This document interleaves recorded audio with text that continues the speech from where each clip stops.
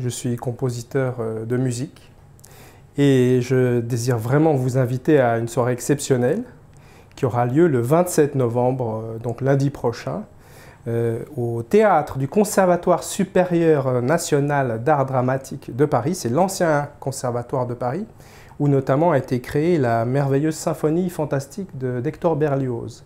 Alors, qu'est-ce qui va se passer ce soir-là? Il va y avoir un très beau concert qui va être dirigé par Deborah Waldman. Déjà, une chose qui me plaît, c'est une femme chef. On n'en voit pas assez souvent. Comme on ne voit pas assez souvent de compositeurs vivants, vous me direz. Et ceci avec son orchestre, qui s'appelle l'orchestre Idomeneo, et d'après le titre, d'après un opéra de Mozart. Et il y aura donc une création, une œuvre de ma composition exprès composée pour l'occasion. Et il y aura également un concerto de violon de Félix Mendelssohn, qui est très connu, qui sera joué par un merveilleux violoniste et un ami à moi qui s'appelle Nicolas Dautricourt. Et après un entracte, nous aurons la 7e symphonie de Beethoven, qui était surnommée par Wagner l'apothéose de la danse, puisque ça donne le titre de ce concert. Et mon travail en tant que musicien et en tant qu'humain, je dirais, c'est de permettre l'inclusion. Et c'est très bien que ce concert et cette création ait lieu dans un concert justement qui va au bénéfice de la Maison de Solesnes, puisque mon travail, d'une certaine mesure, c'est d'aller vers les gens qui n'ont pas accès à la musique classique. J'ai travaillé notamment beaucoup avec des projets de banlieue, avec des enfants qui n'avaient même jamais touché un instrument de musique.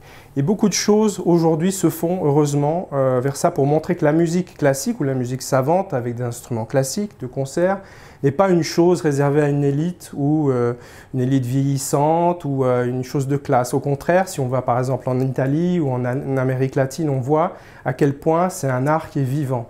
Vivant comme un compositeur. On a l'habitude, les compositeurs sont morts, etc. Eh bien non, ils existent.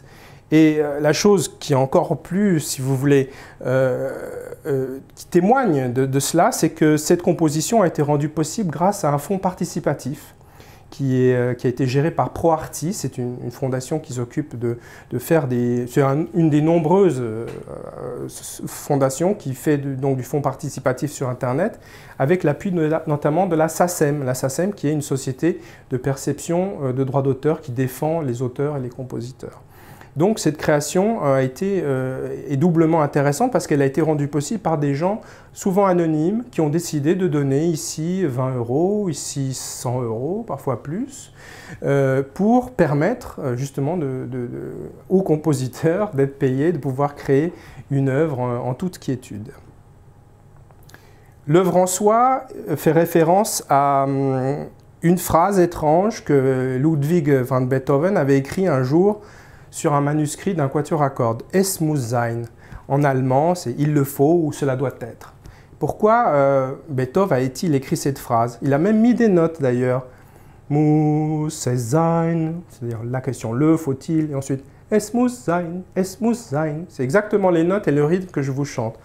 Alors c'est très bizarre, on se demande, oui c'est vrai que Beethoven est connu comme étant une personne caractérielle qui souffrait énormément d'une surdité neurologique depuis l'âge de 20 ans. Et on se demande, oui, sans doute qu'il avait cette nécessité d'écrire ces notes de musique, et il les a d'ailleurs utilisées, dans une œuvre qui est un quatuor à cordes, c'est son dernier quatuor à cordes. Alors pour un compositeur d'aujourd'hui, c'est très précieux d'avoir quelques notes de musique et une phrase énigmatique de Beethoven qu'il n'a pas vraiment utilisée dans d'autres œuvres, mais qui, pour moi, me permettra d'être un point de départ.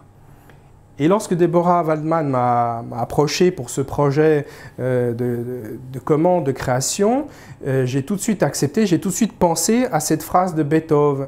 Et je me suis dit, tiens, ça pourrait être le point de départ de faire un caprice là-dessus. Un caprice, qu'est-ce que c'est un caprice? C'est évidemment une pièce légère, virtuose, enlevée, démonstrative, extravertie, mais c'est également...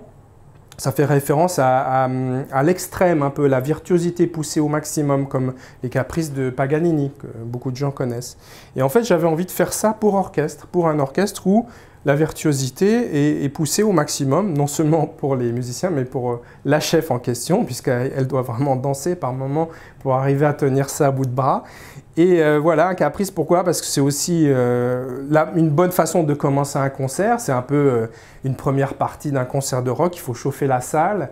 Et donc j'ai voulu un peu donner comme ça une musique très vivante qui alterne aussi avec des moments très expressifs et lents, mais qui donne un peu une palette des différentes couleurs que je peux faire, même avec un petit ensemble, parce qu'ici ce n'est pas un gros orchestre, c'est un orchestre de taille classique, comparable à ceux que Beethoven utilisait à l'époque. Il n'avait pas toujours la possibilité d'avoir des grands orchestres. Il y avait souvent 2 hautbois, parfois un était malade, il ne venait pas, parfois il n'y avait pas assez de flûte, parfois il manquait des violons.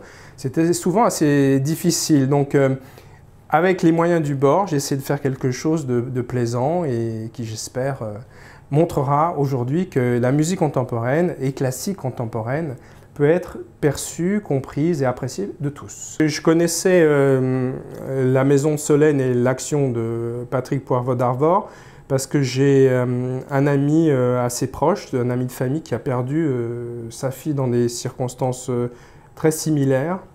Et évidemment, c'est le questionnement pour moi absolu et peut-être ce qu'il y a de plus terrible pour des parents de perdre un enfant qui se suicide. C'est quelque chose que je ne comprends pas, ça reste un mystère. C'est évidemment quelque chose qu'on ne veut pas regarder, surtout quand soi-même on est parent.